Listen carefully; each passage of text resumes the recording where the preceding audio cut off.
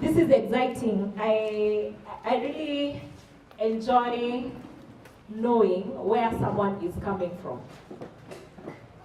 The context.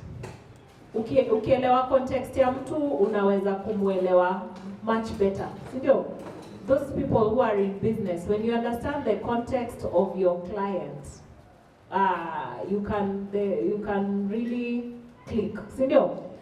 So that will be my first question. Just tell us your name once again, and then you can give us a brief of where you're coming from, where you grew up, the environment where you grew up. Yeah. Okay, good afternoon all. Good afternoon. Good afternoon again. Good afternoon. The names that I was given by my parents are Peter Waithaka. I grew up in a small slum or community called Dandora, and I'm a product of public school, and today I work with an international organization called international organization called Emerging Leaders, and I'm a firm believer of personal development, and that's why when I heard there's a story today about transformed by slums, then I said I need to be here and celebrate with others. So basically, that is who I am, a child from Dandora.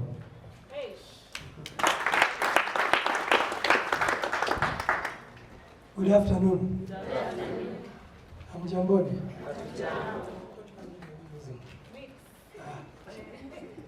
My name is Benard Gachie, Mogo, husband to Salome daughter. She's just introduced herself here. I was born, bred, and raised in Korogosho, amongst various good, bad, and ugly people, amongst the likes of Fredrick Ooko and others. The context of, or rather our surrounding, the environment that we grew, is not any different from Kepha. Lack of public amenities, a secluded and a community that is neglected by the government, only remembered when it matters and when numbers matters. But when it comes to public and social amenities, by the time I was growing up, there was no single public school in Korogosho. There were schools around the Korogosho, that is Dora, Babadogo, and the schools that I went to, which is, I would say, like either 15 kilometers from Korogosho. I went to Thika Primary School from Korogosho, so if you know the distance, and there was no public transport by then. So that is the environment within which I grew up. I'm glad to be here. Again, I've been ambushed. Let me confess, I was not part of the panel. The same way I was ambushed to be part of this. So I am a victim of ambushment by. Thank you for accepting our ambushments. Thank you. Once again, my name is Kepha, Ngito.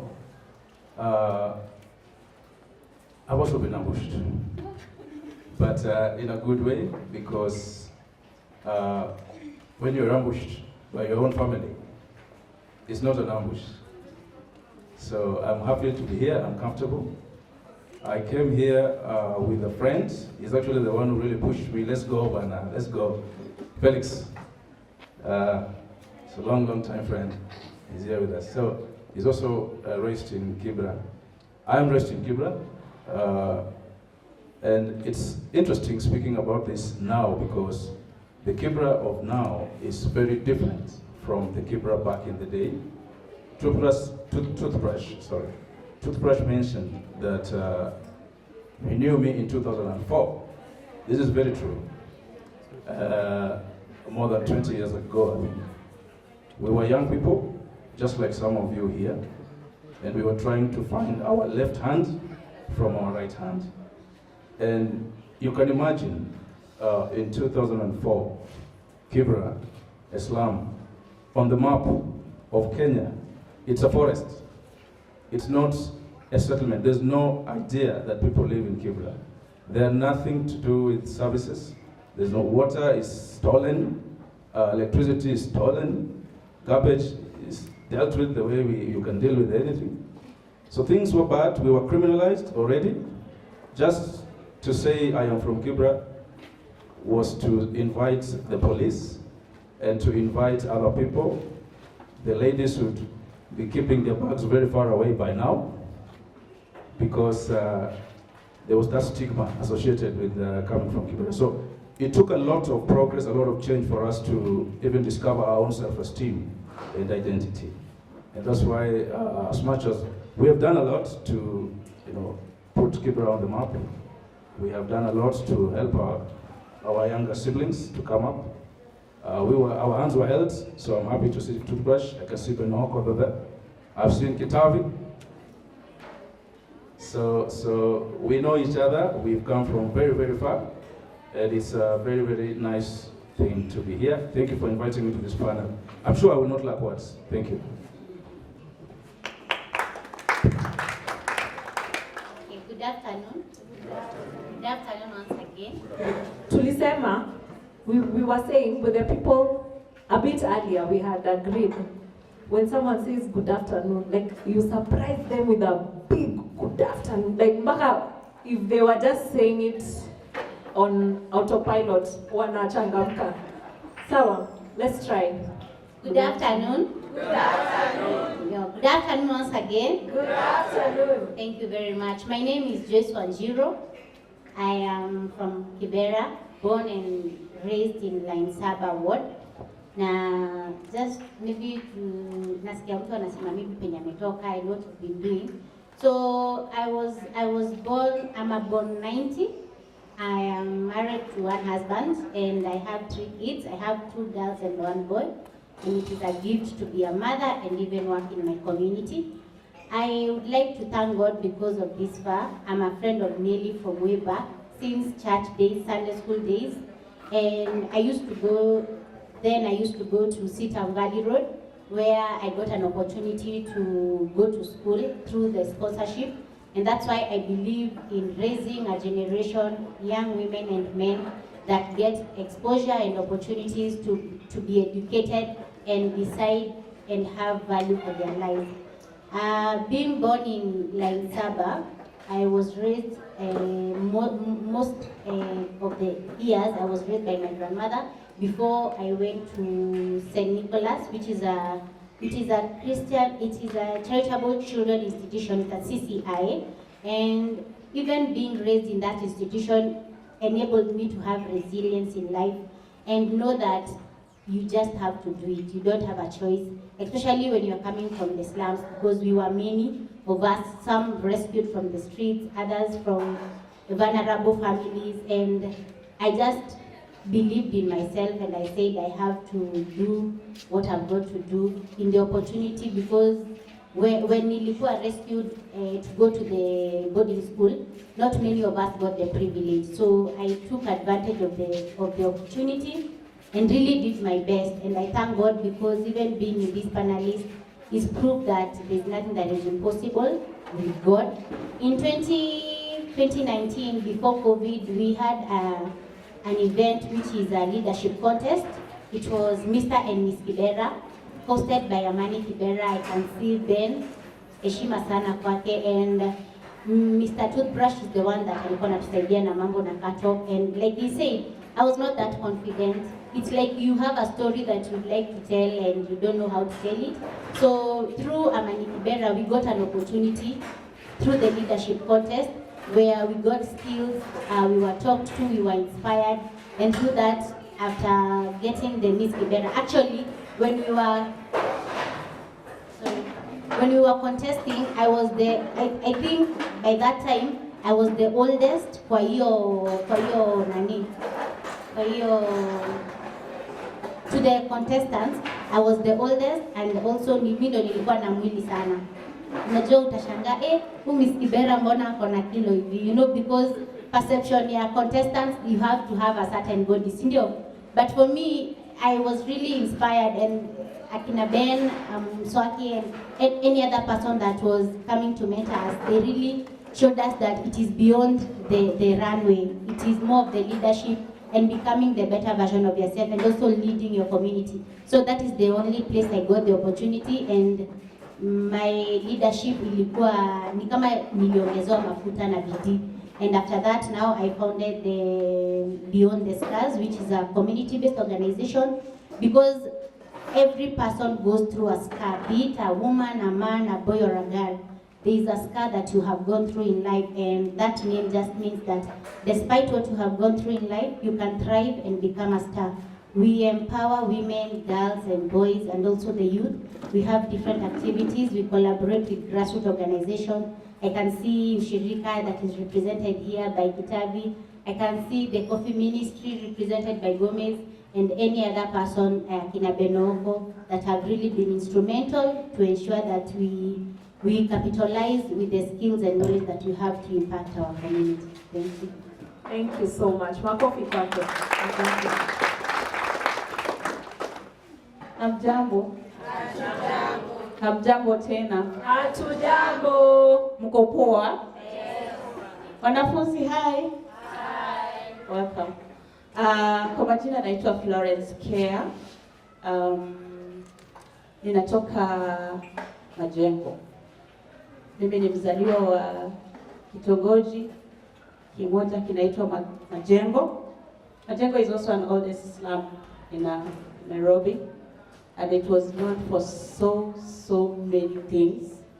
And you can imagine, but Majengo was not as worse as Kepha. Sorry.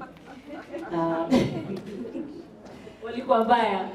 Like Kepha was bad, but they were bad. Kepha was bad. Majengo, at least we had some toilets, communal toilets from very old days, because I think the railway people, some of them settled in Majengo, so some of them actually, yeah. And you know, Majengo was actually known for sex work. So the trade was in Majengo. It still happens up to now. Majengo is where you could wake up in the morning, unaamuka unapata majamaa wamepanga line kwa jirani. And as a child, you will know what they are going to do. So it's a place that even us young people growing from Majengo, we were so much exposed earlier to so many things. And something like sexual violence was just as normal as anything else. And you know, like everything in Majengo was like normal. Hata matusi, unaamka asubuhi unaambia mwenzako umbwa wewe umeamka aje. Like umbwa wewe malaya. It was just normal. You just wake up, matusi ni ndio salamu. Na watu wanaendelea. But it was a slum that even I remember by that time when I was very young, kulikuwa na Nyayo bus, KBS na Nyayo bus. So ikitoka tunatoka Kawangware inafika Majengo ikienda, I think Huruma or somewhere, number 17. It was number 17. Ile ukisema umetoka Majengo, kila mtu chunga mfuko yake. Unaona kila mtu ameweka bagi yake mbele. Ama kila mtu anatengeneza koti yake hivi. Kwa sababu unashuka wapi? Majengo. Unaona kila mtu like kuna ka movement kwa hiyo gari. I think so that was Majengo. But Majengo has grown. It has produced so many good people. Nasikia kila mtu akitaka kusimama uchaguzi anasema nilizaliwa Majengo kwa sababu alizaliwa pale Pumwani Hospital. Nasikia anasema mimi pia ni wa kijiji nilizaliwa Majengo. So Majengo has produced so many people. And for me, Flo, I was born there. And I thank my peers in Gachie kwa sababu they keep on recognizing us. We keep on recognizing each other even in our absence. So thank you so much. And currently I run a shelter, a safe house. And I do a lot of work around sexual violence. I myself am a survivor of childhood sexual violence. So there's no way ningeepuka majengo, sindio? There's no way ningeepuka. If you are beautiful, you're a target. So I look at myself and say, I can't dwell in the past. I have to do what I have to do and have to stand in the gap for the other young girls who are coming up. Thank you so much for bringing me up here today, and I hope we can share much. Thank you. That's good. There's something you said that there's no way ningeepuka. Is that true? Like, there's no way ungeepuka. Is there a way to hide in that environment so that you just survive? If you're talking to somebody who lives there, what can you tell them? How can they hide as they grow up? Is there a way? There is a way. The society. Yeah, because I believe that by then it was that time. I think nowadays people we've talked, we are there, we are standing up in Majengo and condemning violence and talking about sexual violence and generalizing things, you know. But by that time, the society had made everything look so normal. So when you are almost 13 years na tumatiti tumeanza kutokelezea, you are enough to be a parent, you are enough to bring food, you are enough to go outside there to take care of yourself and also from your siblings. So that is it. Thank you. Society speaking out, right? All right, let me go back to Peter. What do you think makes a slum? How do slums begin? Is it the dirt? Is it the mindset? Is there one thing that you can tell this place is about to become a slum? It's on its way to becoming a slum. Thank you so much. Apart from the infrastructure, looking at the toilets, the houses, and everything else, I think for me, the mindset itself, that is where slums emanate from, the mindset, the way this person thinks. You see, you might be raised in a slum setup, but because of good exposure, for instance, because of good exposure, you've interacted with different people, your mindset transforms. So you don't carry along your slum in you. Imagine 2 people, 3 people raised in Kibera, or maybe Majengo, who have not yet been renewed or transformed in their mind. Even if they went in which state in the world, they will begin their own slum there. So for me, the way the slums transform, the way that slums begin, it begins with those people that are in that place. They have a poverty mindset, a hopeless kind of thinking whereby we can't do anything, we can only be helped. In that hata kama kuna mtaro ya maji kwa kuna takataka, they know it is the role of the government ama kanjo wakuja wafanye nini? Waisafishe. If at all, for instance, the issues of teenage pregnancy, watu wengine, and that's why maybe some of us who are finding ourselves in this panel, we all have our own personal story that at some point we decided, no, we want to write a different narrative. I might be in slum, like my brother said, growing in Dandora, there is no single, back then, no single library. Na si ati mimi nilikuwa ule hivi mtu chop, you know na? Those days you went to school, there are no role model, hata ujui unaendaga shule juu ya nini, because you are being sent to go to school. Okay? No ambition, hakuna kitu yoyote. And then there are things, there were no structure back then that could be able to support like young people. So monkey see, monkey do. So what are you seeing? Are they engaging in drugs, alcohol, and you start yourself doing that. And by the time maybe unaenda advocacy ama awarenesses fulani being organized by CBOs and NGOs there, you start understanding there's a different life, I can do something else. So to answer you, the way slums start, they start with that mentality ya kwamba ni aje nimesota, like once mtu alisemaga shida si do, unaona, shida ni venye unafikiria saa zile una do. Thank you. Shida ni vile unafikiria saa zile hauna do.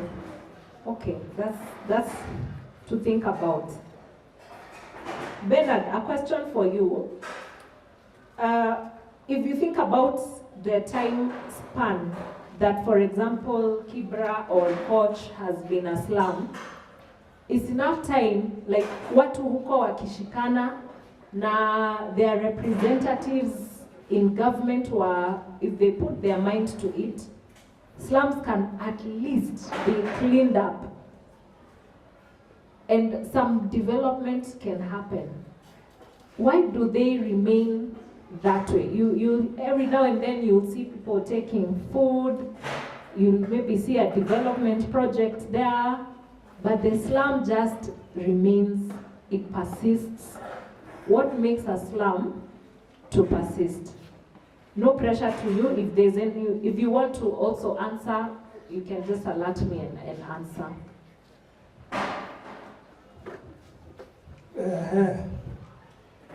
There's 4 letters. There's D, O, P, and E. There's deprived, oppressed, powerless, and exploited. If that is the mindset you operate with in the slum, then nothing will happen. Like my good friend here says, it's all in the mindset. When it comes to trying to get yourself out of the slums, or trying to get the slum out of itself, because there is the mentality of one getting out of the slum and leaving the rest in that poverty cycle. And you've also said about, almost alluded about political leadership. I do not think political leadership has the solution to the slum situation. That's personal. That's my personal view. Could be wrong, and I pray I am wrong. The leadership that we crave for within the slum is somebody who is there during calamities. We do not look for a person who can prevent those calamities. We look for a person ambaye atakuja wakati tuko na matanga, wakati tuko na msiba. We do not look for a person ambaye atazuia misiba isifanyike. Kwa mfano misiba ya moto, fire nini? Up to the 2000s, early 2000s, most of the slums in Nairobi were impassable. I've worked in Kibera, I've worked in Madara, I've lived and was born in Korogosho, and I also know some slums in Dandora, Itarimarigo and others.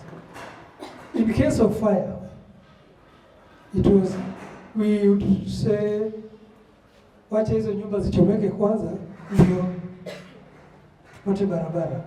That is what we used to say, because the fire brigade would come up to this point. If the fire is starting from that block, this is the end. Woe unto you if the pipes cannot get there. Yes. So then, if that politician comes, we celebrate him. Consciously, we need to ask ourselves, if we had a development and conscious-minded politician, in case of fire, what would have happened? In my solution, the haphazard constructions of our houses would have been haphazard fine, but then we would have left leeway and pathway in case of emergency. Even in case of, I've seen a lot of emergencies, even when pregnant women, when it's their time to deliver, na anaishi katikati ya slum. First, you have to mtoe huko hivyo, either na wheelbarrow, na wheelchair, whatever, up to where the car inaweza fika. Then from there, the nearest hospital again is Pumwani. From Korogosho, the nearest hospital for maternity is Pumwani. Anything can happen. So then, the government also needs to come in. And successive governments have always come with uongo mingi sana, a lot of stories. In Kibera, they started the slum upgrading around 2004 or 5, thereabout. Then that time I was working in Kibera with an organization. Benard was my young man there. I was working with an organization called Monday, and UN Habitat supported that process. But of course, then it was marred with a lot of politicking, backbiting, and stabbing and political scheming. We only did one phase. And again, it wasn't very, very clear, lack of clarity from the onset. Because Kibera had 9 or 10 villages. How do you pick village 1 amongst the rest? So that you start with that. I mean, there needed to be a government policy about housing. And then we were also against the starting of slum upgrading within Kibera, Korogosho, and all. Our proposal was, and still is, if you want to do slum upgrading, let's start the city council housing. Let's start with Mudurwa, let's start with Jericho, and so forth and so on. The idea is, when you start with Korogosho, when you start with Kibera, you attract people from Umoja, people from Dono to come and occupy those houses. The people who are living in Madara Kibera at that time, then they go and start another slum. Because they can't afford these houses. So you start with Jericho, so that anyone who wants to go live there. Then by the time you are done with Jericho, all those city council, now you can go to Kibera and say, we are removing you from Kibera to Jericho. And also remember, when you are removing people, it's a social fabric. It's a whole network of people. It's Mama Jane, Mama Nani, wanameshikana pamoja. They even have a chama. So ukiwatoa hapa hivi, you split that chama. What are you telling them? They are the support systems. So to me, I can answer this question a lot in very many versions. Let me stop at that point. Asante, a lot to think about. I'm going to open the floor. I know there are sentiments also, but let's just answer a few more questions. Kepha, what was your, can you remember a moment when your mindset started changing? I am thinking that mindset is the most powerful tool to, one, get out of the slum and change the slum. Thank you. Well, there are several, but I will mention just maybe one or two. You know, when you live in a slum, I think one of the things as a child, you grow up, you don't really realize that you're part of a big situation at first. At first it is normal, everyone is, you're playing with your fellas and you know, but you begin to realize that with time. For example, in my case, you see a fire, and there's no way the fire vehicles can come in. You also see a mother giving birth, and in the process, in the time they have to take between removing her from the house to Kenyatta, which was the nearest hospital at that time, you hear that she passed on the way. As a child, that hit you very hard. What hit me very hard personally was to see our house we were evicted, eviction, to be evicted, and for the roof of our house to go. And my mother was sick in that house. And I came that evening and saw our belongings outside. And I saw my mother lying outside also, next to the belongings. The reason was we had not paid rent, apparently. So as a child, that was really heavy. And so many other stories. But I don't want to go so deep into those ones. The question is, what did they make me realize as a child? I began to see what is the difference between me and other people. Why am I the one with the old shoe? Why am I the child with the torn shirt? Why am I the child without a book? That no matter how well I know the answer, I don't have the confidence to raise my hand in class. So the teacher assumes none of us knows the answer, but I know the answer. I just can't raise my hand because I don't have the confidence to do that. And growing up, you realize the humiliation in your parents' faces, not yours. It hits different on a child when you see your parent praying and crying or humiliated in your presence. Those things, they don't leave you. They remain with you, they stick with you. And you grow up and you begin to realize, you begin to go through the system of persecution. When you step out 100 meters from your house, you're arrested by the police because you're already a criminal, just because you live there. And so your only way is to begin to be independent, to start to think independently, to start to question. For example, why? Why did we have to look for water, from broken pipes? When across the fence, there's a golf course and they are watering grass. Why? Why do we have to cramp ourselves in a small room when across the trees, beyond the trees neighboring us, there are polo grounds. People are playing polo. I could not reconcile those factors as a child. I did not go to any school. I didn't even know there's something called economics or political science. At that time, I was just a child, but I could question these things. I refused to believe that God is the reason why these things are happening. I already refused. And if you look through Kibera, there's a lot of churches. But I can assure you, most people in Kibera, especially children and Gen Z, they don't believe in that thing.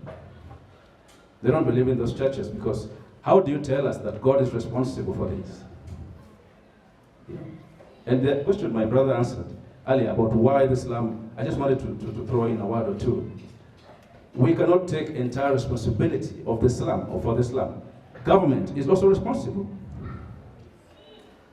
From the colonial times, there's been a system of inequality, a deliberate decision to marginalize certain elements of the population. And I'm sorry, we became those elements. But this thing is structural in a way. When you study deeper, you realize it is not just bad luck. It's not just retrenchment. Retrenchment happens. It's not just not going to school. People have not gone to school out here, but they're living in dignity. And the question about the slum is dignity. It's not even about wealth. I tell people it's not wealth that we seek. It's dignity. That's why poverty in the rural areas is different from poverty in the urban area. Because poverty in the rural areas is dignified poverty. You don't see people sharing a room, 12 of them in a little house without a toilet. You don't see that in the villages. You only see that in the slums. And that is what we refuse to accept. That's why we say, we love the slum, but we don't like it. You understand? We don't like the situation there. We don't like how things are left to handle themselves. The fact that there's no service provision. These are rights. These are not things to be begging for. These are rights to claim. Why is there no service provision? Why is there electricity? We are begging for electricity. Why? Why are our children squeezing in small classrooms? You know, when Kibaki said free primary education, and I'm sorry we have our students here, I hope we will not radicalize you in the process. But it's good for you to know that you deserve better. Even as you grow up, to question the system, to ask why are we so many, why are we squeezing in this desk? There should be 3 of us, 2 of us, not 3. You know, why are we sharing a textbook? There's a question that unless you understand that we have the shorter end of the stick, you will not ask these questions. And so, in the slum, there are so many incidences, I could say. There's a lot, being arrested, being, almost being a victim of the state, almost every day being persecuted, even to date, when you speak and say, I am from Kibera, there's a stigma associated with you. You know, and then one of the reasons people were mourning Raila the way they were mourning Raila is because he instilled that sense of courage, you know, that no matter where you come from, you deserve dignity. This is why he rose to be such a leader. I don't want to talk too much about him, but it is because he gave courage to people like us. So thank you. I'll leave it at that. Asante. I think we should. Woe unto you when you give that guy and he had been looking for a grabbing position. Then the things that and tales that comes from the church, you wonder, how did we end up with so and so? Yet we had Ooko here.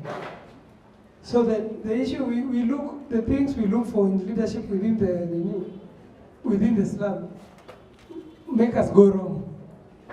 And then finally during the political, she's spoken so well about the politics and tribalism within the slum is a big, big issue.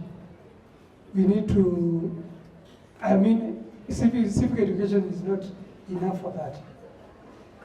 The politics is what is the motivation that I get from the leader. The motivation is I am promised that our community now will be in the table. First, there is no table. First and foremost, there is no table. It's about him, her, and her family. So you propel that person with the belief that because mimi ni wacha ni support Ogola, ambaye ata support Omondi, sisi tutakuwa tumepita. Unfortunately, the other reason is we also suffer from lack. We suffer from want because we have been deprived so much. And somebody promises this, we see him as a Messiah. And we look upon him and want. So we do not interrogate his leadership, his thinking. Is he progressive?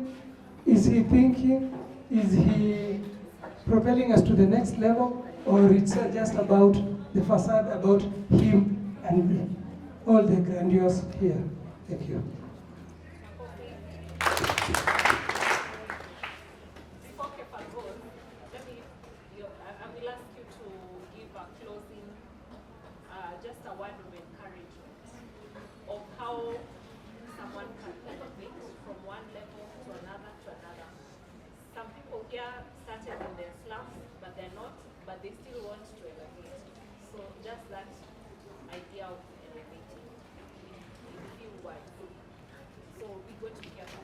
I'm just telling her so that she can. Thank you. The question was, how do we fight for our rights without showing a sense of entitlement? I like reading, and one of the reasons we're here today, or I'm here personally, is because we're celebrating a writer. And I know for you to write, you must read. I know she will tell us that later. Unasikia watoto? For you to be a writer, you must read. That's correct. So one of the books I read back in the day is called The Art of War.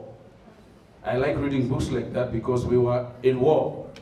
You know, when you grow up in a slum, you are at war. Sindio? That book is written by somebody called Sun Tzu. And there's a quote. It says, before you go to any war, you must understand 3 things. 1, know yourself. Know yourself. 2, know your enemy. Know your enemy. 3, know the terrain. Know the terrain. The terrain. The terrain is the geography, the environment where you are fighting that war. I'm saying that because we are at war. Fighting for your rights is war. The first rule, if we follow that teaching, know yourself. Know yourself means understand who you are. Who are you? What is your story? Appreciate it, embrace it. You cannot go to war if you are still afraid of your story, if you have not accepted your story. You can't go to war. You cannot win it if you go, even if you go. And a part of understanding yourself is also knowing what exactly are your problems without emotion. You know, one of the things we were accused of, when you say, tunataka maji, tunataka haki zetu, you say, you guys are just emotional, we know you. You are too emotional. Another journalist was trying to interview me, and when I spoke my mind, he said, I will not take your story. I asked him why. He said, because you are too close to the situation to be objective. So I asked him, then who is better placed? Because I'm the one here. They want us to be objective about things that are not objective. Hunger is not objective. Hunger is, it hits you how it hits you, you know? It's you who feels it. And you will express that pain in the best way you know. And so know yourself means being able to quantify your problem, but also qualify your problem. You know, you cannot qualify your problem before you quantify it. When you say, I am hungry, what exactly are you talking about? Do you want food? How much food? What type of food? You know, and because we cannot say this thing, that's why we don't even have control over the type of food we are given when there is donations. For example, you cannot say, tumechoka na hii mahindi na maharagwe mnatupea, tunataka nyama. Because we have not been able to quantify our needs. It's very, very critical. And I know this takes us to something difficult called research and data. And I tell you guys, data is very crucial, for us especially, because without data, we cannot quantify our problem. And if we cannot quantify our problem, we cannot qualify it. And if it's not qualified, it will not be resolved. When you meet a government official, because we do a lot of lobbying and activism, when you go to that round table, you know, it's not shouting. You're now out of the streets. You're now on that round table. What do you say? There you have to talk data, you have to talk quantities, you have to talk places, where exactly, why, when. That knowledge is part of understanding who you are. The next thing, who is your enemy? And your enemy here, we're not talking about people. Your enemy is not a person. Your enemy are the challenges that we're dealing with, that we have said some of them are structural. We're talking about poverty. And this is engineered poverty, not just poverty. There's no God that says you should be poor. It's a lie. It's a lie. It is structural. What is this? What is your enemy? Poverty. Okay, what aspect of poverty do you want to address? Because we can't address it. It's a huge mountain. What aspect do we want to start with? Do we want to start with education? Do we want to start with dignity in terms of water and sanitation? Do we want to start with healthcare? So choose your part. We don't all have to do everything. You know, choose your, if someone is doing something about health, think about either joining them, or if you must do something else, do something that complements what they do. Something different, education, healthcare, water. There's so many things like that. Gender issues. is part of understanding your enemy. And then you will know how to tackle your enemy. That also needs data. Take time to study your enemy, research. I'm a researcher, by the way, for the record. I went into research because I wanted to understand myself, my location, my area, my problems, my enemies, which are not people. That's why I went into data. I founded Map Kibera. I don't know if you've heard of Map Kibera. We were the first people to do the first map of Kibera and put it on the map. And in doing that, we made sure that we also said there are only 4 government schools. That is not a story. We put it on the map. There are only 3 health centers. We put it on the map. But there are 1,000 churches. That's also on the map. Thousands, not one. There could be more. Then you begin to see, when you look at that map, where we are spending our energy. If we have more bars than schools, you know where we're spending our energy. If we have more hotspots, criminal hotspots, because we also map criminal hotspots, than police stations, you know where the things are. So data is very crucial in terms of knowing who you are and knowing your enemy, the issues we're dealing with. The last one is know your terrain, not the environment. And environment, I'm talking about policy and infrastructure. How do you engage government? You know, these are areas that we can educate each other. Those of us who have tried can share our knowledge. But there are methods of doing that. If we teach each other these things, we will all understand that it's different marching on the streets, carrying a placard, shouting, and burning and looting. And all that is different from sitting in a boardroom, respectfully, with your maps, with your data, with your stories, with your books. That cannot be challenged. They cannot challenge you when you get there. That is the process, the longer process that we've been taking. And we've done that over the years. Before, it was all protests. But with time, that changed. We began to engage strategically. So those 3 are my main points in terms of answering the question. But I want to end by saying, I celebrate you. I have to engage. We write. We write about our stories. It's part of accepting who we are. And I tell you, young people, watoto, anytime you feel bad about something, about someone, take a pen and paper. Write about how you feel, exactly how you feel. In fact, even if you want to abuse that person, abuse them on paper. You can even beat them on paper. But make sure you write it somewhere, and then keep that paper. The next morning, look at that paper again and see what you wrote. You may actually like what you wrote, but you will not like to do what you wanted to do at that time. Also, you could be a writer in the process. So much stories to tell. I vent through writing as well. I know you have vented a lot in the book. I look forward. Thank you.